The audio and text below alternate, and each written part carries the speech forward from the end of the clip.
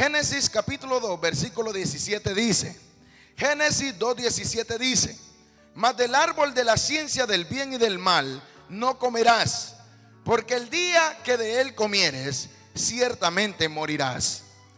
Aquí estamos hablando acerca de la instrucción que Dios le dio a Adán y a Eva acerca de la muerte. Ellos no sabían lo que era morir. Ellos no sabían que existía la muerte tan siquiera. En la mente de Adán y Eva eran los primeros hombres en la tierra y ellos no sabían qué significaba la muerte. Para ellos era algo, mi hermano, algo que no tenía razón. Supuestamente ellos habían crecido o nacido sin saber lo que era la muerte, sin saber qué sucedía al morir. Y el Señor les dijo: no vayan a comer de ese árbol, porque el día que coman de ese árbol ciertamente morirán. Satanás sabía que el hombre, mi hermano, iba o podía desobedecer a Dios. Y Satanás trató de engañar a Eva y la engañó de tal manera que Eva desobedeció, comió del árbol y le dio a su marido, Adán. Y Adán, al comer, los ojos espirituales se abrieron.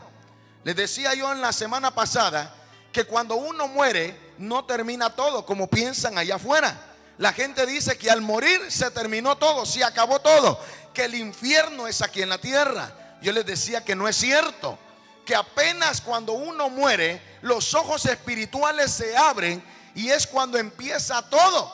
El hombre es eterno, Dios lo hizo eterno, no para vivir eternamente en la tierra, sino vivir eternamente o en el cielo o en el infierno. Entonces Dios le dijo a Adán: no comas de ese árbol, porque el día que de ese árbol comieres, ese día morirás. Y esa era la sentencia que se le había dado al hombre, solamente que no tocara el árbol de la ciencia del bien y del mal. Mas sin embargo ellos no sabían qué era la muerte. Comieron del árbol, sus ojos se abren y se dan cuenta que estaban desnudos, y ahí es donde viene la vida del hombre. Más adelante, 930 años después, Adán muere. Y no dice cuándo fue que murió Eva. Lo he leído, lo he buscado, pero no dice cuántos años murió o de cuántos años vivió Eva. Pero le voy a hablar acerca de la muerte. Vamos a ir directamente a las imágenes porque el tiempo nos va avanzando. Vamos a empezar cientos de años antes de los profetas del Antiguo Testamento. Le voy a pedir al hermano de cabina que me empiece a mandar las imágenes. Cientos de años antes de los profetas, los egipcios ya reflexionaban sobre el tema más profundo y desconcertante de la existencia humana, como era la muerte. Amén, hermanos. Todas las razas, países y naciones han enfrentado la inevitable como lo es la muerte. Pero nadie ha tratado la muerte de la forma más directa, ni con tanto respeto y ceremonias como lo hicieron los egipcios. Oiga, los egipcios respetaban la muerte. Los egipcios tenían un concepto, mi hermano, muy profundo acerca de la muerte. Desde los tiempos más remotos, los egipcios creyeron en la vida después de la muerte. Ellos creían en la vida después de la muerte. Ellos, hermanos, habían adaptado esa creencia de que ellos no morirían. Por eso cuando ellos morían, los templos que se construían en vida eran esplendorosos, pero los que se hacían para la muerte eran más esplendorosos que los que se hacían para la vida. Entonces se creía que la gente al morir, la gente, mi hermano, no moriría, no quedaría ahí, sino que partiría. Ellos viajarían por el Nilo, el río Nilo, hacia la otra vida, y se iban a encontrar con un dios llamado Osiris, que se creía también que era el que recibía a los muertos. Ese dios, amados hermanos, recibía a los faraones y a las personas de la realeza. Vamos a seguir con las imágenes. Ellos creían que seguirían viviendo después de la muerte, y por eso se preparaban con tanto afán para la eternidad. El proceso para enterrar a un faraón egipcio podía durar de 40 a 70 días, y la momificación se empezaba con el cerebro se sacaba en trozos pequeños por la nariz. Quiero detener ahorita las fotografías y decirle esto.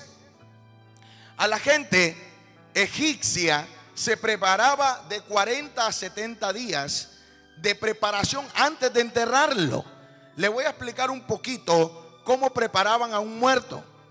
A ellos, hermanos, se les introducía un gancho de hierro por la nariz que destrozaba por dentro lo que era el cerebro. Lo rompían por dentro el cerebro, y una vez roto el cerebro, ellos introducían un líquido que deshacía el cerebro. Al mover la momia, el cerebro salía en pedazos de trozos molido, o si no, salía deshecho como un líquido, como agua. Aparte de eso, se les llenaba, se les introducía por la nariz a los muertos brea, y esa brea se hacía que el cráneo se rellenara. En vez de masa de carne, se rellenaba de brea, y eso haría que la momia, su cráneo no se quebrara, o sea, no se destripara el cerebro. Y le voy a seguir explicando que el estómago, los pulmones, el hígado y los intestinos se extraían por pedazos también, para poderlos separar del cuerpo, manteniéndolos en frascos pequeños que se colocaban a un lado del muerto. O sea, al muerto no solamente le sacaban el cerebro, sino que también le sacaban sus partes. Hermano, le estoy explicando lo que los egipcios, cientos de años de atrás, antes de Cristo, hacían con los muertos. Había un respeto muy grande a los muertos.